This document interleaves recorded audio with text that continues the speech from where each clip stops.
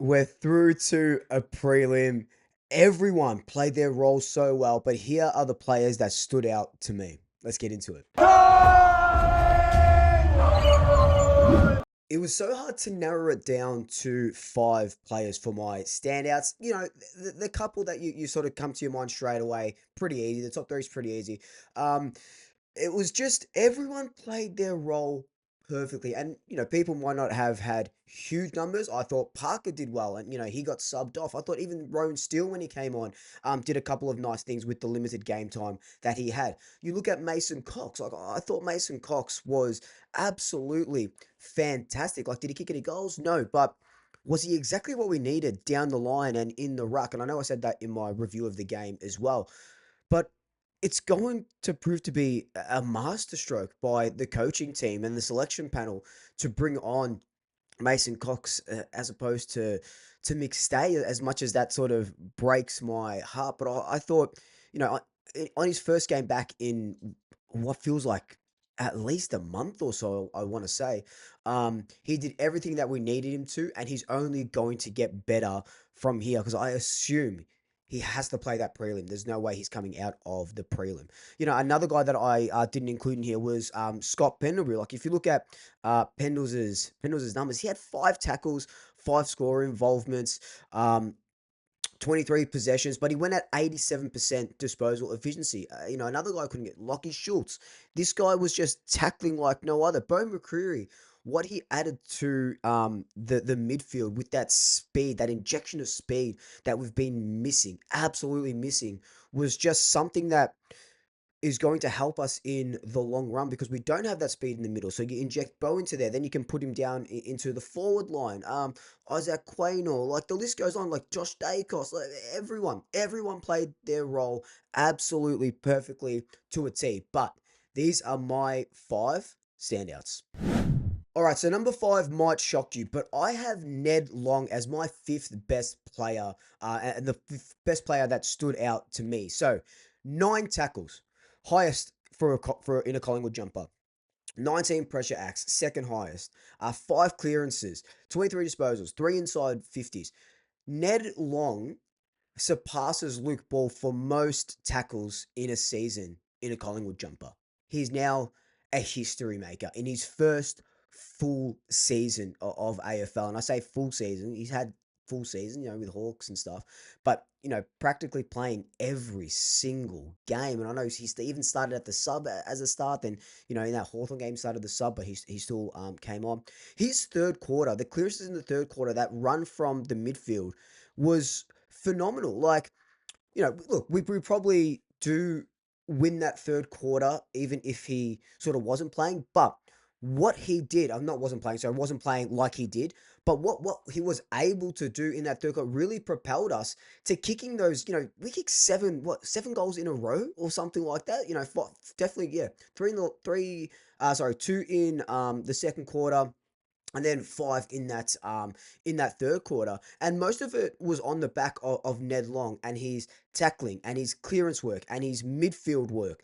An absolute bull. And I know for a long time I was like, oh, Tom Mitchell or Ned Long, and I was toing and froing between them. I'm like, there were parts where Ned Long was not doing too well, and he was a little bit off. But he's proven me wrong. I love being proven wrong with facts and evidence, and Ned Long has done that. Incredible. It's finals, it's pressure. That's the guy now. This is the guy now. My number 4 standout was Steele Uncle Sidebottom. 3 goals when we needed it the most. And a stat that I found really, really interesting was that he hadn't kicked 3 goals in a qualifying final since the 2010 qualifying final against the Doggies. And we know how 2010 ended for us. But the one that I really liked was that throughout this season, he's played 5% time in the forward line. During this game, he played 50% time in the forward line. Now, we know the story of his grand final heroics at the under-18 carnival. And I've always said I love Steele in the forward line. He's pretty dead eye. Even though most of these, two of them were snaps and stuff, but that experience, and this is his career best season. Like we talked about it earlier on, and I talked about just before how I felt like Ned Long had a patch where he wasn't playing too well. I think that was conducive for the whole team. The whole team wasn't playing too well, and Steele Sidebottom, wasn't playing too well. Um, but then these last couple of games starts coming up, kind of like Geordie, just starts, coming up, coming up, coming up, and absolutely phenomenal. Maybe this is a hybrid role for him, especially if there's not going to be any Bobby. I love that. Just sharking goals from stoppages. Oh, give me more. Third standout of the day was Sir Nicholas Daicos, right? Not a big, big, big Nick game, but 24 disposals, 7 inside 50s, 8 score involvements. He had 20 pressure acts as well, which was the most on the ground for a Collingwood player. Um, 7 tackles, 1 goal. Now, what I liked so much about Nick's game was his poise. His poise under pressure. Obviously, the best comparison is Pendlebury, where Pendlebury sort of slows down time, and Nick is starting to do that now. And maybe Nick's done it all the time, right? But what I saw from Nick, and what I have been seeing from Nick over the last few weeks, has been this maturity. This, we talked about it a few weeks ago. I don't know if it was the Hawthorn game or the Brisbane game, where he wanted the team on his back, and we love that, right? We absolutely love when he does that. But he was calling for the ball in different positions, so difficult positions, and ones where he probably shouldn't have. But what I'm seeing now is I love this version of Nick, where it's 24 disposal, a really nice goal, not a check side, this right-footed outside of the boot goal, where he's just getting, 25 to 30 possessions, a bunch of tackles, and setting up the game, score involvements, score launches, goal assists, inside 50s, as opposed to like 44, 1 goal, and none of these other sort of stats. So this is a very mature Nick performance, and that's why I had him as the third best player on the ground for me.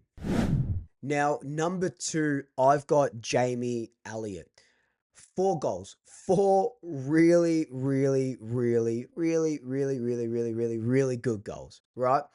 He is just that guy. And we've been here before, and he has gone to another level. And there was a period again where he was quiet, where the team was quiet. But look what's happening now. Maybe it is the Mason Cox effect, because how our forward line was working last night was really different to what it has been working the last sort of, I don't know, 6, 7, 8 weeks maybe, where everyone was sort of crowded. We're just bombing it in long. It's coming back out. It's the same shit over and over and over again. But what I saw from Jamie Elliott, and the forwards just in general, they were creating space. The midfielders were hitting them up on leads, and Jamie Elliott's one of the best at marking, out in front. Probably could have had 5 or 6 goals with a little bit, more opportunity and stuff like that. But 4 goals is a huge, huge return. Seals the deal right at the end with just smarts. What I liked about that last passage of play was that Mark Keane probably a couple of weeks ago would have taken that mark. Jamie Elliott, kind of puts his knee into his body, even though he doesn't get the ball, touches it, but doesn't get the ball, just to take Keane out of the contest, quick to his feet, scores that goal, ices the game. So that's, an incredible performance, and that's why I've got him as my second best player on the ground. Now, like I said, it was hard tossing up between number 2 and number 1, only because for my number 1, I've got a joint number 1. Now, I couldn't do top 6 because I've done top 5 for so long. I couldn't do a top 6. So I've got these guys as equal firsts. Jordan De Goey and Darcy Moore. Let's start off with Jordan De Goey. So 1 goal, one nice little snapperoo, 7 tackles, 5 score involvements, 26 disposals, 6 clearances.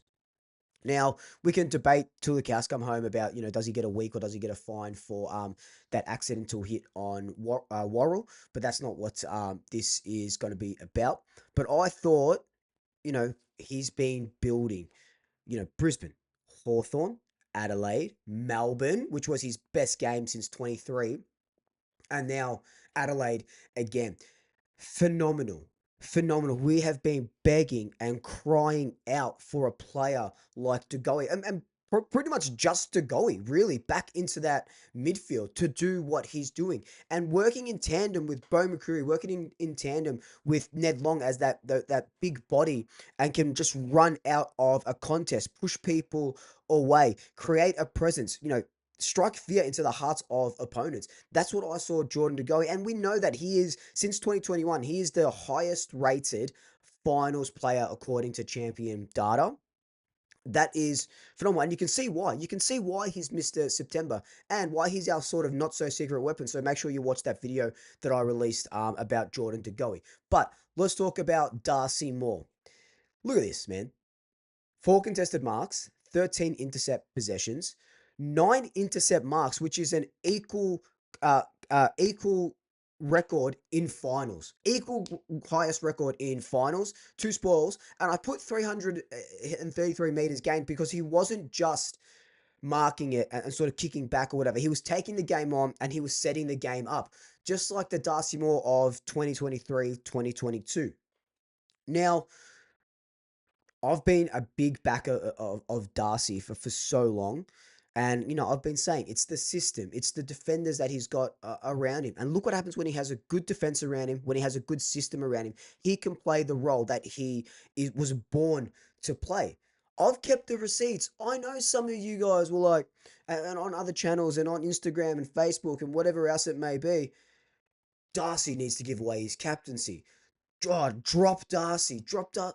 Mate, look at him now. You're dropping him now? Not at all. Not at all. Like, I understand he had a down sort of patch, but for the reasons that I just told you is why he had a down patch. This was absolutely phenomenal. This was peak legacy. This is a legacy game. This is probably his best game of his.